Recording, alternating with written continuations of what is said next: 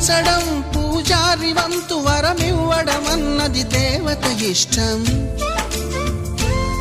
ప్రేమించడం ప్రేమికుడి వంతు కరుణించడం అన్నది ప్రేయసి ఇష్టం.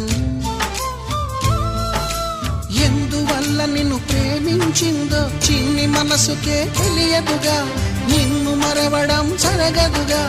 ఎందువల్ల నువ్వు కాదన్నావో ఎదురు ప్రశ్నలే వేయనుగా, ఎదురు చూపులే ఆపనుగా. ఏనాటికో ఒకనాటికి నీ ప్రేమ సాధిస్తా. నిన్ను చూడాలని ఉన్నా, నిన్ను చూడాలని ఉన్నా, నీ